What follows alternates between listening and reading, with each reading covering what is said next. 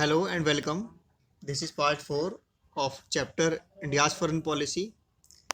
In this part, we are going to discuss about relations between India and US from independence to till present.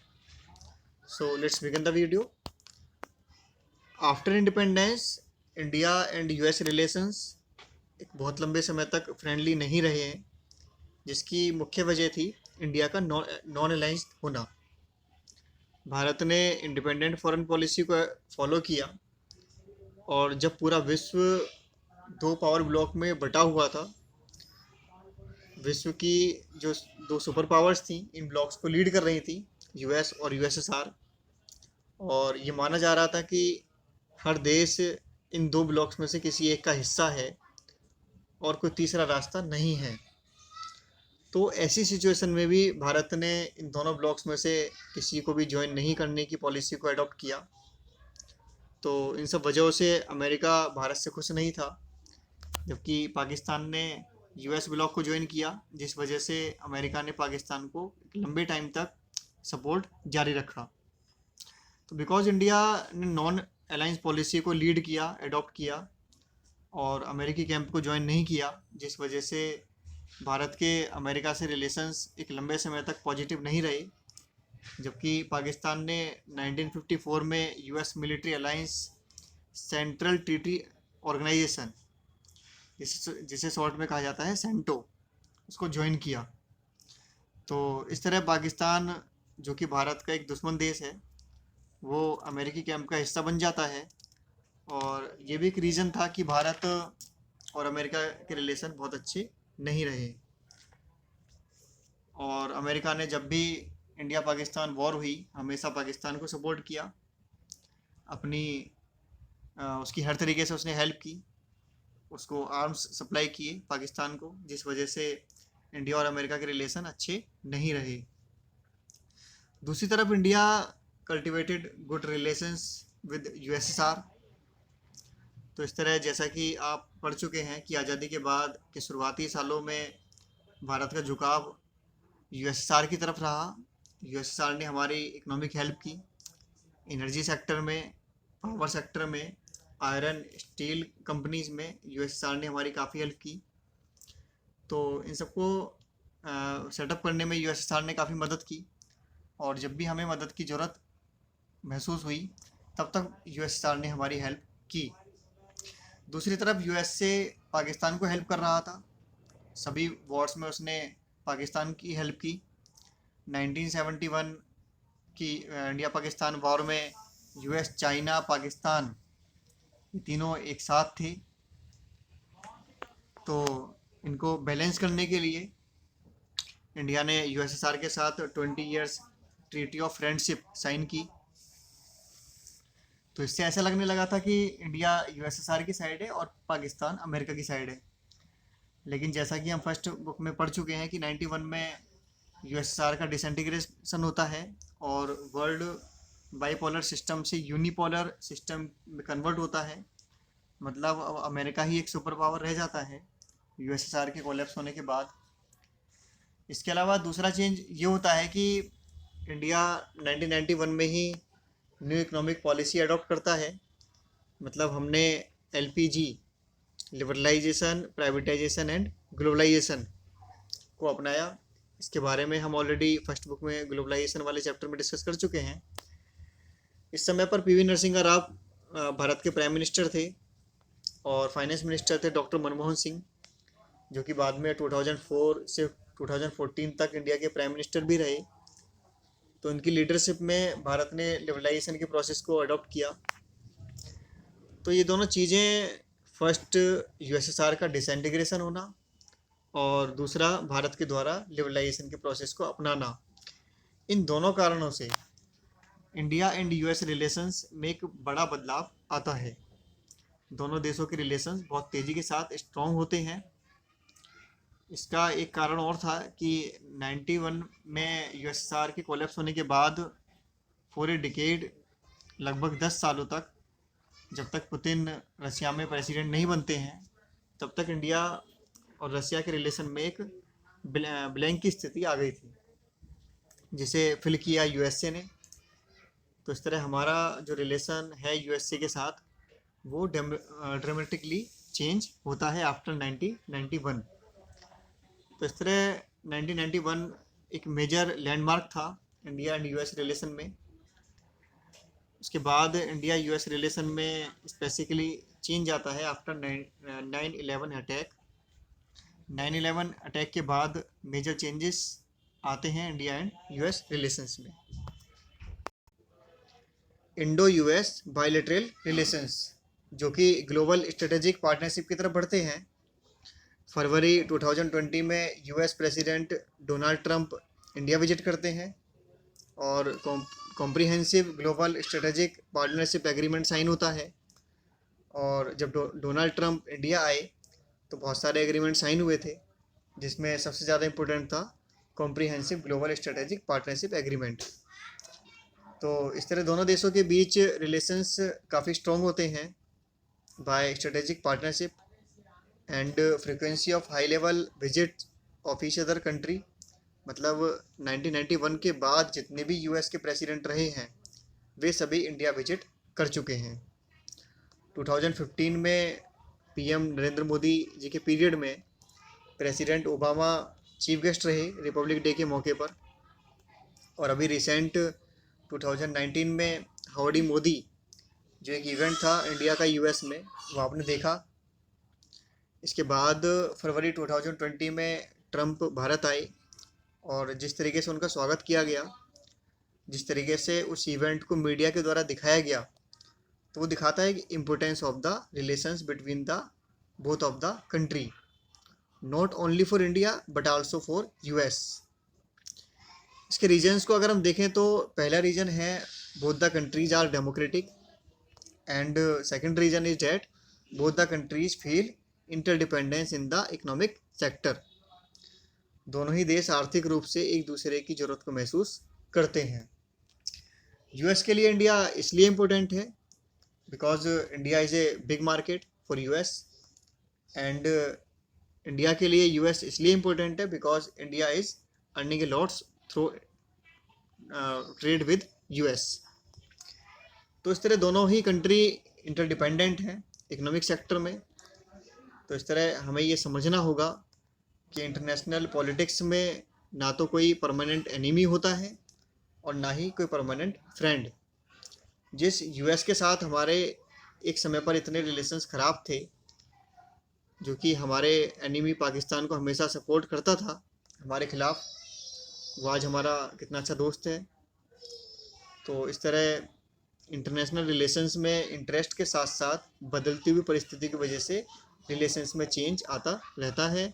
Japan जिसके ऊपर America ने second world war के में nuclear attack किया था, वो आज अमेरिका का कितना अच्छा दोस्त है। तो इस तरह इंटरनेशनल रिलेशंस में कुछ भी परमानेंट नहीं होता, बल्कि कंटेम्प्रेरी इम्पोर्टेंस इंटरेस्ट को ध्यान में रखकर रिलेशंस निर्धारित होते हैं। अगर अपना इंटरेस्ट फुलफिल हो रहा है तो दो पुराने दुश्मन अच्छे दोस्त हो सकते हैं in international affairs. Both countries have instituted structural dialogues procedure.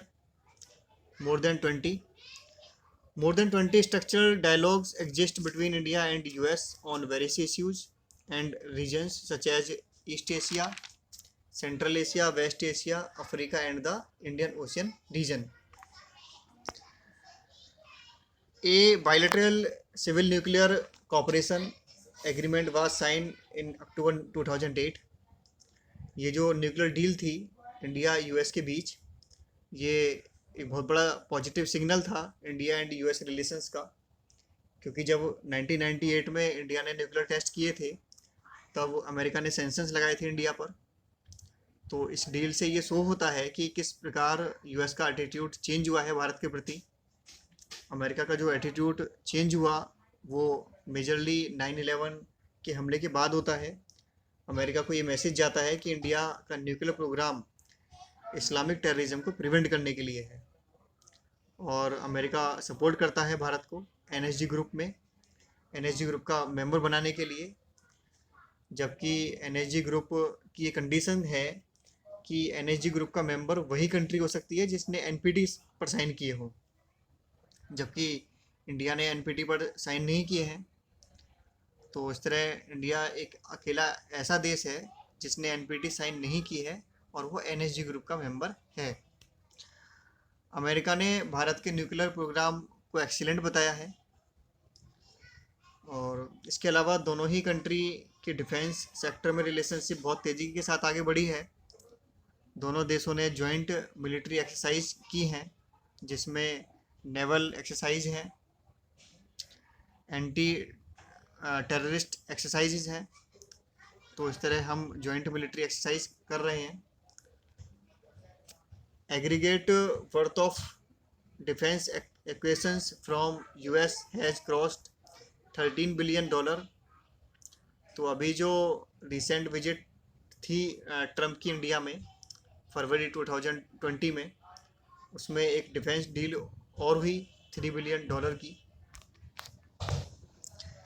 इसके अलावा दोनों कंट्रीज़ ने डिफेंस सेक्टर में बहुत से एग्रीमेंट्स साइन किए हैं। तो नाम यहाँ दिए गए हैं एग्रीमेंट के जो दोनों देशों ने म्यूचुअली साइन किए हैं। General security of military information agreement, logistic exchange memorandum of agreement LEMOA, communications capability and security agreement कोमकासा।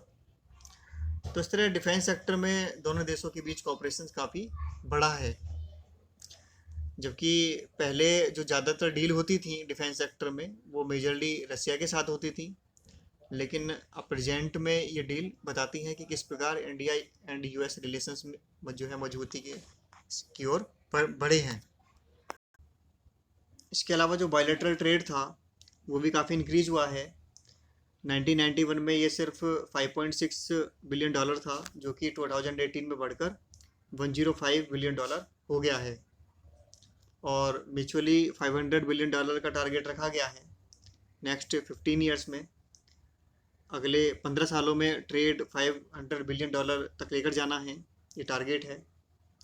And US is the 5th largest source of FDI, foreign direct investment in India, in 2019-20। इसके अलावा ये pics हैं, ये जो pics है ये howdy Modi जो कि इवेंट था अमेरिका में, ये उसकी है। मोदी जी ने अमेरिका में विजिट किया था। इसके अलावा ट्रंप ने जो विजिट किया था इंडिया में, ये उसकी पिक है। तो इस तरीके से आप समझ सकते हैं कि किस तरीके से दोनों कंट्रीज़ के बीच में जो रिलेशनशिप है वो डेवलप हुई है। इसके अलावा बहुत से एग्रीमेंट्स साइन हुए हैं in the various sector of corporation. Energy sector में एग्रीमेंट साइन हुए हैं। एजुकेशन में कॉपरेशन बहुत इंक्रीज हुआ है। इंडियन स्टूडेंट्स की संख्या बढ़ी है US में, जो कि US के लिए एक इनकम का एक अच्छा सोर्स है। स्पेस एरिया में, साइंस में, टेक्नोलॉजी में, सभी सेक्टर्स में कॉपरेशन डेवलप हुआ है। इसके अलावा इंडो US डायस्पोरा जो कि बड़ा रोल प्ले करता है इंडिया US रिलेशनशिप में। इंडियंस फेस्टिवल्स अमेरिका में सेलिब्रेट किए जाते हैं। जब ओबामा प्रेसिडेंट थे US में, तो उनके द्वारा दीपावली सेलिब्रेट की गई थी वाइट हाउस में। इसी तरह डोनाल्ड ट्रंप ने भी दीपावली सेलिब्रेट की वाइट हाउस में। 3.5 billion plus strong Indian American community, इसे इंडियन डायस्पोरा भी कहा जाता है, और ये बहुत इंपॉर्टेंट रोल प्ले कर रहा है US की पॉलिटिक्स में, US इकोनॉमी में, जो कि 1% of the total population of the country है। और जैसे कि आप जानते हैं बड़ी बड़ी कंपनीज़ के CEO इंडियन कम्युनिटी से हैं, जैसे गूगल के CEO सुंदर पिचाई हैं, माइक्रोसॉफ्ट के CEO सत्या नडेला। इसके अलावा पॉलिटिशियंस हैं जो कि इंडियन ओरिजिन से हैं, जैसे बॉबी जिंदल का नाम आपने सुना होगा। तो इस तरह ये बहुत इन्फ्लुएंस है अमेरिका में। इसके अलावा large number of professionals, business entrepreneurs, educationalist जो कि इंडियन कम्युनिटी से हैं। तो these are all playing are very important role in America. Indo US relations, what are the major conflicts? तो ऐसा नहीं है कि दो देशों के बीच सब कुछ बहुत अच्छा ही हो, कुछ टेंशन भी होती है। तो वो कौन सी मेजर इश्यूज हैं जो टेंशन क्रिएट करते हैं, अब उन्हें देखते हैं। तो देखिए, सबसे पहले है काटसा, counter America adversaries through sanction act. ये क्या है? ये एक एक्ट है जो अमेरिका ने पास किया है to counter Russia, Iran and North Korea. तो इस एक्ट में ये प्रोविज़न है कि कोई कंट्री जो इन कंट्रीज से ट्रेड रिलेशन रखता है, उन पर हम सैंक्शंस लगाएंगे, ये अमेरिका का कहना है। तो जैसा कि आप जानते हैं कि रसिया इंडिया का रिलेशन बहुत पुराना है और हमारे मेजर पार्टनर्स में से एक है रसिया। तो अब ये इंडिया के रिलेशंस को कैसे इफ़ेक्ट करता है, इसे देखते हैं। देखिए, रसिया से हमारी एक डील है S-400, जो कि एक पूरा डिफेंस सिस्टम है S-400। और ये डील उस समय हो रही थी जब यूएस ने कार्सा पास किया था, और इंडिया ने रसिया के साथ ये डील फाइनलाइज कर दी कार्सा को इग्नोर करते हुए। इसके अलावा ईरान से हम ऑयल इंपोर्ट करते हैं, वो भी हमारे लिए बहुत इम्पोर्टेंट है। इसके अलावा ट्रेड डेफिसिट कॉन्फ्लिक्ट क्या है? देखिए, एक्चुअली अमेरिका में जो इंडिया से जो आयरन इंपोर्ट होता था, उस पर टैक्स बढ़ा दिया गया था। तो उसके जवाब में इंडिया ने भी यूएस से आने वाली जो 29 आइटम्स थी, उन पर टैरिफ बढ़ा दिया था। तो इससे यूएस इंडिया को कहता है किंग ऑफ टैरिफ। ये जो स्टेटमेंट है, ये डोनाल्ड ट्रंप का स्टेटमेंट है, जो कि इंडिया को उन्होंने कहा है किंग ऑफ टैरिफ। इसके अलावा ट्रेड डिस्प्यूट्स हैं दोनों कंट्रीज़ के बीच WTO में, in the name of protectionism. अपनी कंपनीज़ को जो है प्रोटेक्शन देना चाहते हैं, तो ये डिस्प्यूट चल रहा है। इसके अलावा आपने सुना होगा वीज़ा रिस्ट्रिक्शंस के बारे में, जिसमें H1 वीज़ा है उस पर रिस्ट्रिक्शंस की बात हो रही है, और H4 को वो ख़त्म करने की बात कर रहे हैं, जो कि इंडियंस के लिए बहुत इम्पोर्टेंट है, और लाखों लोग इन रिस्ट्रिक्शंस से इफ़ेक्ट हो रहे हैं। तो इस तरह के डिस्प्यूट्स हैं दोनों कंट्रीज़ के बीच। Next is silence on state sponsored terrorism of Pakistan into India. Actually जब ओसामा बिन लादेन पाकिस्तान में पाया गया था और अमेरिका ने अपने ऑपरेशन में उसे मार गिराया था, तो अमेरिका ने टेररिज्म के मामले में पाकिस्तान को बहुत क्रिटिसाइज़ किया था। लेकिन जब से अमेरिका की डील अफ़गानिस्तान में तालिबान के साथ हुई है, तब से अमेरिका पाकिस्तान से स्पॉन्सर्ड टेररिज्म पर साइलेंट है, चुप्पी साधे हुए हैं। एक्चुअली जो पूरी अफ़गान पॉलिसी है यूएस की, उसमें यूएस और इंडिया के बीच मतभेद हैं। दोनों दरअसल जो अमेरिका की तालिबान के साथ में डील हुई है, उसमें अमेरिका को अपनी फोर्सेस अफ़गानिस्तान से विड्रॉल करनी है मई 2021 तक। इसके बाद वे अफ़गानिस्तान की सत्ता जो है वो जो है तालिबान को सौंप रहे हैं, जिसमें भारत का यहाँ पर ये कहना है कि वहाँ जो गवर्नमेंट इस्टेब्लिश होनी चाहिए, वो वहाँ की लोकल लोगों की सपोर्ट से बननी चाहिए, मतलब डेमोक्रेसी वहाँ पर इस्टेब्लिश होनी चाहिए। दरअसल जो तालिबान है वो पाकिस्तान सपोर्टेड है। तो इस तरह से यूएस का जो अप्रोच है और इंडिया का जो अप्रोच है, वो बिल्कुल डिफरेंट होता जा रहा है एक दूसरे से। तो इस तरह से ये सभी इश्यूज हैं जो मेजर एरिया ऑफ कॉन्फ्लिक्ट हैं दोनों कंट्रीज़ के बीच। तो ये था इंडिया यूएस रिलेशन के बारे में, जिसमें सभी मेजर्स इश्यूज जो पॉजिटिव एस्पेक्ट हैं, कॉन्फ्लिक्ट्स हैं, उनको कन्फाइन करने की कोशिश की। इसके अलावा आप न्यूज़ पढ़ते रहिए, इंडिया यूएस रिलेशन से रिलेटेड आर्टिकल्स, एडिटोरियल्स आप पढ़ते रहिए। उससे आपको करंट में क्या चल रहा है आपको अपडेट करने में हेल्प मिलेगी। क्योंकि सीबीएसई ने जो सिलेबस रिवाइज किया है, उसमें ये टॉपिक आया है changing dynamics of relations between India and these countries like China, US, Russia and Israel. तो आप न्यूज़ देखते रहिए और इन कंट्रीज़ के साथ रिलेशंस में क्या चेंजेस आ रहे हैं, उनसे खुद को अपडेट रखिए। तो इस पार्ट में इतना ही। नेक्स्ट पार्ट में हम डिस्कस करेंगे इंडिया एंड रसिया रिलेशंस के बारे में।